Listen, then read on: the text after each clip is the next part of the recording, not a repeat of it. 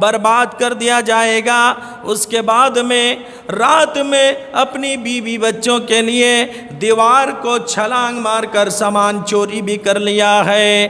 اب چوری کرنے کے بعد میں اس نوجوان کا دل میں یہ بات آ جاتی ہے، میں نے اگر چوری کا جرم کو قبول کر لیا تو میرا ہاتھ کاٹ لیا جائے گا، میں نے اگر جھوٹ کہا تو وعدہ توڑنے والوں میں سے بن جاؤں گا۔ اس طرح سے دل کو سمجھاتا ہے کہ چل چوری کرنا بھی چھوڑ دیا جائے۔ مسلمانوں، اے میرے سماج کے لوگوں، دیکھو اپنا گناہ کو خود اقرار کر رہا ہے، اپنے جرموں کو خود ہی قبول کر رہا ہے، اور جہاں سے سامان چوری کر کر لایا تھا پھر اسی جگہ اس سامان کو رکھ دیتا ہے۔ صبح صبح وہ شخص اللہ کے رسول صلی اللہ علیہ وسلم کے دربار میں پہنچے، چہرے پر اداسی تھی۔ نبی اکرم نے پوچھا کیا بات ہے، آج تم اداس کیوں لگ رہے ہو؟ کیا تم نے چوری نہیں کیا؟ کیا تم نے شراب نہیں پیا؟ اداسی کس بات کی ہے؟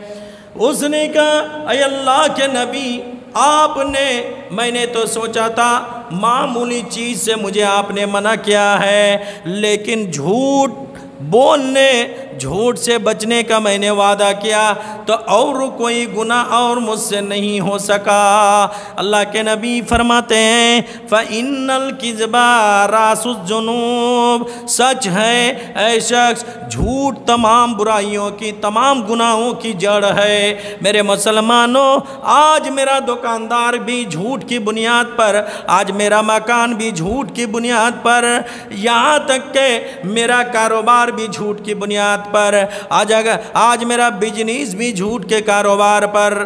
آج اگر ایک دکاندار سے کوئی کسٹمر کہے بھیا کیلا کیسے درجن ہے تو یہ کہتے ہیں 40 روپیہ درجن ہے، کسٹمر اگر کہہ دے 35 کا لگا دو، یہ اللہ قسم اور آنکھ کی قسم اور ماں کی قسم اور بچوں کی قسم کھا کر ڈھیر لگا دیتا ہے کہ فلاں فلاں قسم کھا کر کہتا ہے کہ 35 کا تو میرا خریداری بھی نہیں ہے، لیکن حقیقت یہ ہے کہ وہ تو خرید کر لایا ہے 25 روپے کا ریٹ سے۔ میرے پیارے بھائیوں، آج ہمارا تمام چیزوں کا بنیاد جھوٹ پر کھڑا ہے۔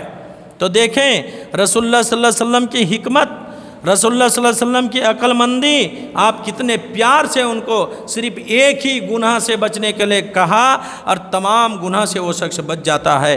پیارے ساتھیوں، اپنے گناہ سے صفایا کرنے کے لیے خود بخود اقرار کرو، خود بخود سمجھو، اپنے گناہ پر خود بخود شرمندہ ہو جاؤ۔ اور ایک صحابی رسول ہے، نیا نیا اسلام لایا ہے، نیا نیا ابھی دعوت کی بات سنی ہے، اس پر دعوت کی بات اثر کی ہے۔ یہ شخص آتا ہے، صحابہ لوگ بیٹھے ہیں، یہ شخص آ کر کہتا ہے اللہ کے نبی آپ سے ایک سوال ہے، آپ سے ایک بات ہے۔ نبی فرماتے ہیں بولو۔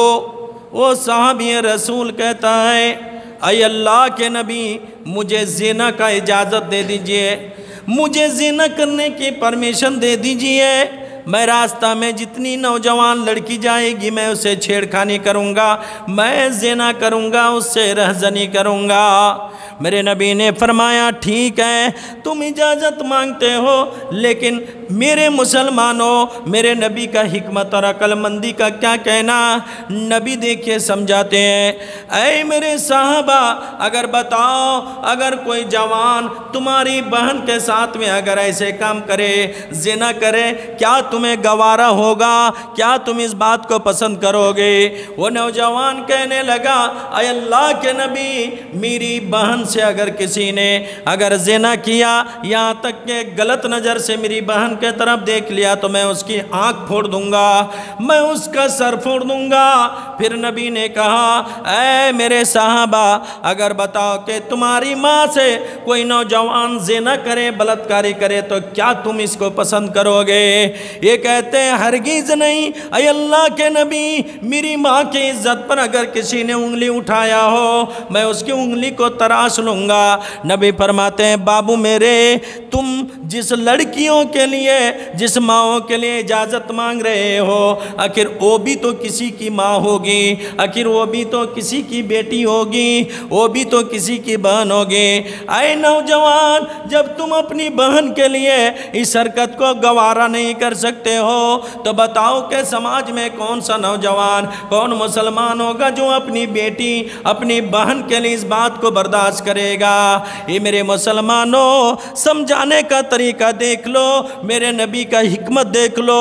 وہاں سے وہ شرمندہ ہو کر واپس چلا گیا، کہنے لگا اللہ کے رسول میں توبہ کرتا ہوں، اب میں زنا جیسے کاموں سے باز رہوں گا۔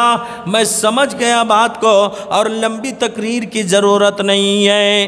میرے پیارے ساتھیوں، تو سمجھانے کی حکمت ہونی چاہیے۔ جیسے ہمارے سماج میں دوائی دو قسم کی ہوتی ہے، ایک ہومیوپیتھک اور ایک ہوتا ہے ایلاپوتھک۔ ہاں، آپ کے شریر میں جو بیماری ہے ایلاپوتھک دوائی سے بہت جلد سے جلد آپ کو شفا مل جائے گا، آپ کو صحت و تندرستی مل جائے گی، لیکن ہومیو جو ہے نا وہ جڑ سے اس بیماری کو ختم کرتی ہے، لیکن اثر آہستہ آہستہ کرتی ہے۔ میرے پیارے ساتھیوں، میرے نوجوان بچوں کو، میرے مربیوں، میرے سرداروں، عمر دراجوں، میرے نوجوان کو آپ کو ہومیو والا ڈوز دینا پڑے گا، پیار سے اس کو سمجھانا پڑے گا، حکمت سے سمجھانا پڑے گا۔ نماز کا میسج دے رہے ہو، پیار سے سمجھاؤ کہ اے میرے بیٹے، اے میرے سماج کا پوتا، اے میرے ناتی، اے میرے بھتیجا، اللہ تعالیٰ تمہیں پیدا کیا ہے بس اپنی عبادت کے لیے۔ پیار سے میسج دو، جیسے ہومیو بیماریوں کو ختم کر دیتی ہے، اس طرح سے آپ کی بات ہمارے نوجوانوں کے اندر سے گناہوں کی کیچڑ کو ختم کر دے گی۔ اور اس کا برعکس اگر کرو گے، مان لیجئے کوئی نماز نہیں پڑھتا ہے، آپ الٹا ایکشن لیتے ہیں، کڑا ڈوز دیتے ہیں، کہ تم شیطان کے بچے ہو، تم مسلمان نہیں ہو، تم مرو گے تو تمہیں مسلمان کی قبرستان میں دفن بھی کرنا جائز نہیں ہے۔ تو بتاؤ 60 سال کے دادا اگر ایسے ڈوز دو گے تو وہ تو 25 سال کا ہے، اس کے خون میں کتنی گرمی ہوگی؟ تمہیں الٹی سیدھی جواب ملے گی نوجوانوں کے طرف سے، اور تمہاری بات اس پر کوئی اثر کرنے والی نہیں ہے۔ اللہ تعالیٰ سے دعا ہے رب العالمین ہمیں اپنے گناہوں کا اقرار کرنے کا توفیق عطا فرما۔ یا اللہ ہمیں اپنے گناہ پر شرمندہ ہونے کی توفیق عطا فرما۔ یا اللہ میرے سماج کے بزرگوں کو، یا اللہ ہمارے نوجوانوں کو حکمت کے ساتھ دعوت اسلام پیش کرنے کی توفیق عطا فرما۔ السلام علیکم ورحمۃ اللہ وبرکاتہ۔